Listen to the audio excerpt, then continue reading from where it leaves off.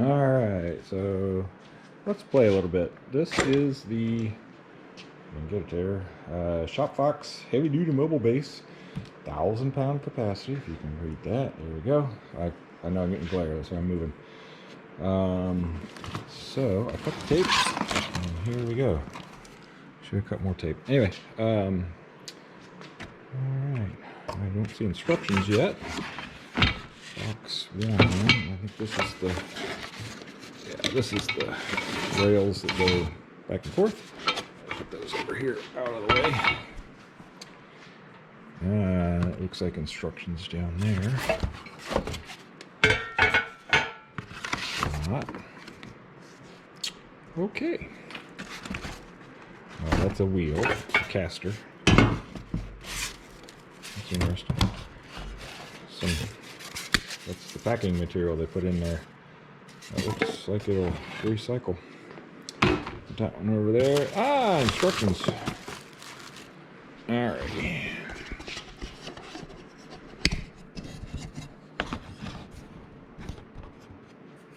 Okay.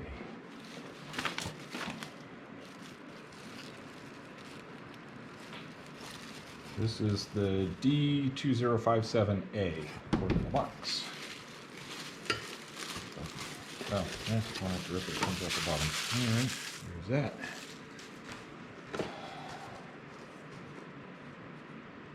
So minimum dimensions is 20 by 20, maximum is 29.5 by 29.5. Oh, it says maximum is 700 on here. Oh, that's weird. It says 1,000 on the box, it says 700 on the instructions, so it's somewhere between 700 and 1,000 pounds. The base on the bandsaw is 19 by 24, 19 and a half by 24. So this will be fine at 20 by 20. So, or maybe it was 20 and a half. I don't know, I'm going to measure it again. Alright. Available accessories. Tools needed: a tape measure, a 13 millimeter socket, a crowbar, rubber mallet. All that's optional. So 2x4, stuff like that. So that's to get it up and off. And so let's go back over here. The issue that I have, or will have, is, let's see, there's boards bolted to it on the four corners. Those bolts are underneath. So I'm actually going to have to tip this puppy up so I can get those unbolted and get that taken care of. Let's grab the tape measure again. I hide tools for myself, just, you know, standard par for the course. Okay, so across here is 23 and a half, if you can see that. And then across here is right at 20. So, and that's fudging it a little bit. So we should be good to go there. I was working on cleaning it and I stopped because I want to get the base on it so I can move it and do stuff with it. So fun, fun, fun. And I'm thinking, how am I going to do that and not kill myself in the process? So, because there's, like I say, they're underneath there. I don't have to. I don't know how far it is like that. I can go out and support that. If I go, I know I got you up close. To there, we're at 32. So that's too long to catch all that, but I might catch part of it. We'll see. So I wasn't thinking about that hanging down like it does, because it's even down there. Down there. Yeah, see, it's even, so. Alright, well, we'll see what we can do. Oh, I didn't even notice the angle gauge was on there.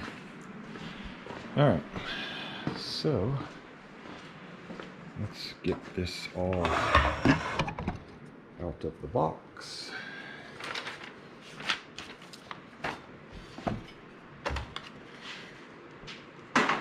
I've got a bunch of tools right behind me.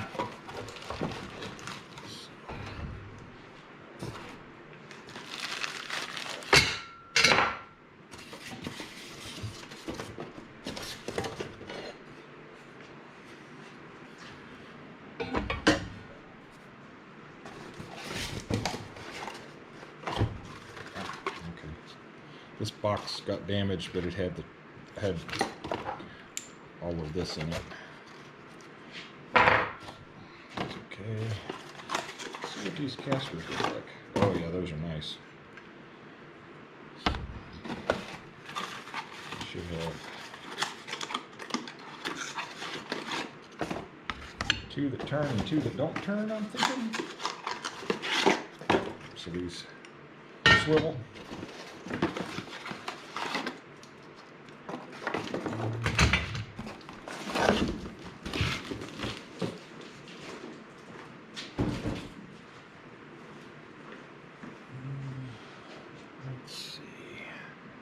Of course, I put the instructions underneath the everything else.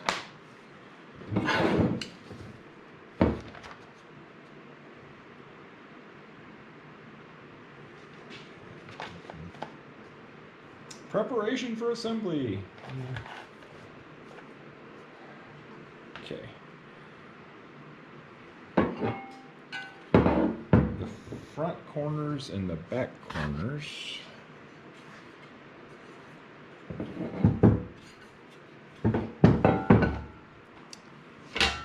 Just to show you the difference. Okay. Front corners have this on it, and that's for this. And then this goes in the bottom, and that's to stop it. So once you get it where you want it, then you screw that down, and that levels it, but also will lock it in place. So. And then the back corner doesn't have that. Okay, back to this crazy. So that's for now, just gets out of the way. So the front wheels are the swivels, and the back wheels are all the way straight.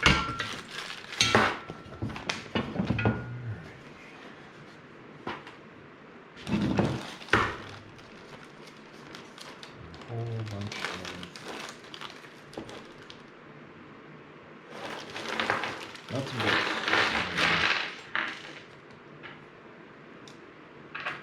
So we've got shoulder. Okay. They look like quarter 20 bolts, but there's two lengths. These are for the casters. These are for the to lock the pins in. So I get a sort because they put them all in one bag. The shorter ones lock the pieces together. Lock washers, flat washers, lock nuts, and regular nuts, and then these are to put the casters on. At least I believe that's correct. Let's see.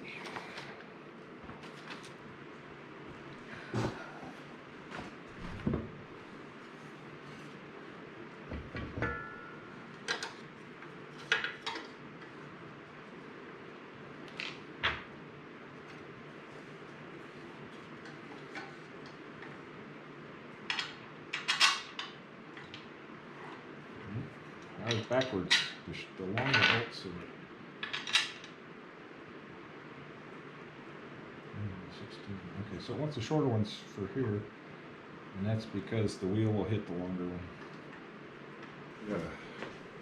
13 millimeter box end wrench and a 13 millimeter socket.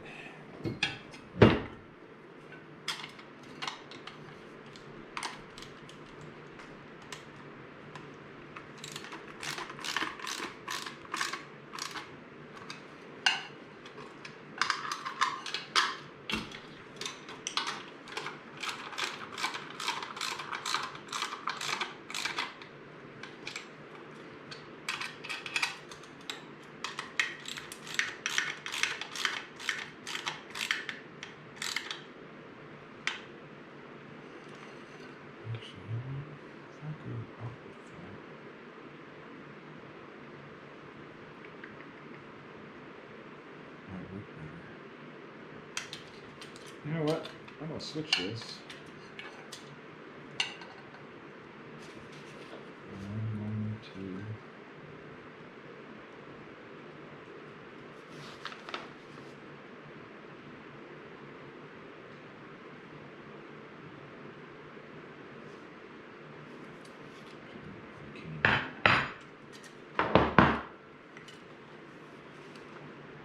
Put it this way. And it gives me too much height. Okay. Thought about flipping it over.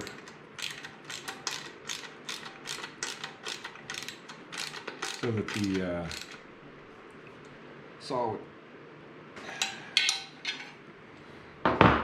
So the way it's set up right now, the saw is going to fit in here.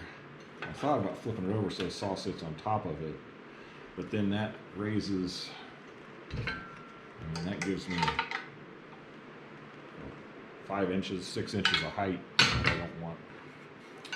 So, alright, I'm going to make you watch me assemble all those. Okay, a bit of a follow-on to what I was doing the other day with the mobile base. So, the problem I have is that this thing has a funky corner on it. So, it sticks out way over here, but not here.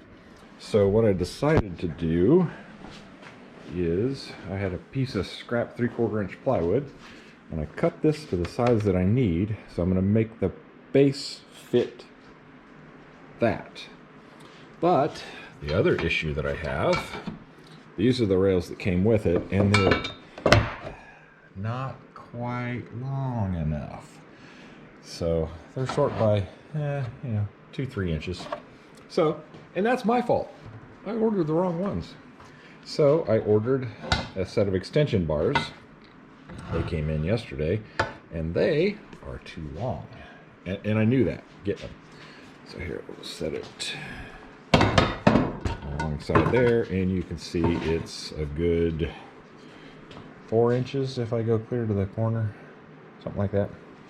So what I'm gonna have to do is cut these off so that they'll fit. Alright, this porta band was given to me, and this is the first time I've used it, so we'll see how this goes, because tools. And I'm cutting off 5 inches. That's about an inch more than I need to cut off, but I'd rather cut off a little extra than not enough. So let's see how this goes.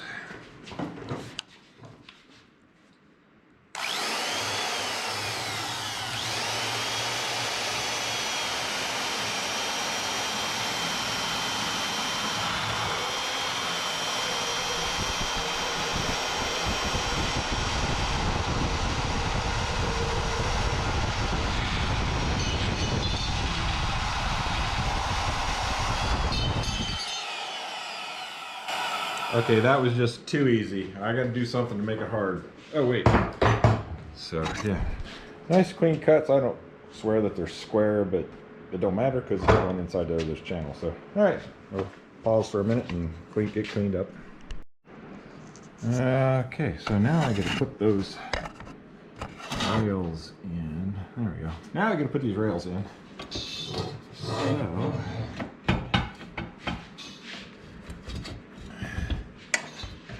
Making it harder on myself than it needs to be currently.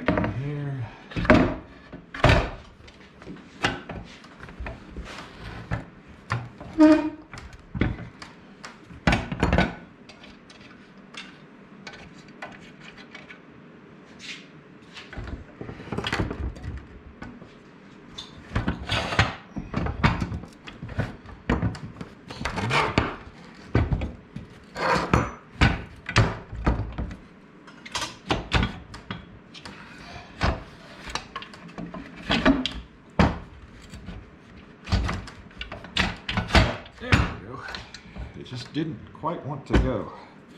Alright, so once it's in, and it's to the right dimensions, you need to tighten these guys up. And that's what holds it in place.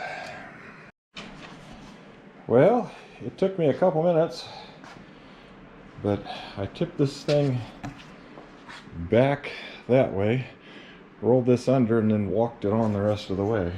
It wasn't pretty, but by golly, she's on there.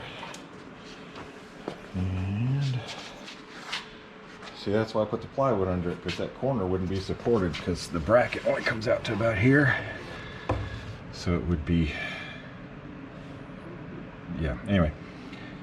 So it seems pretty stable. I mean, it rocks a little bit, but that's fine. And then when you lock the corners down, it doesn't move at all. So sweet, I got it out of the corner, which means I can clean up all the dirt and crap that came in with it underneath of it. This end steers, so you can, if I can get a hold of it. There we go, it turns this side, which is good because I need to get all the, you can still see the salt residue from when I brought it here in the snow. So I still need to clean this, the side. I did this part. I still need to clean it up. So that's my next step. I'm still waiting on the motor.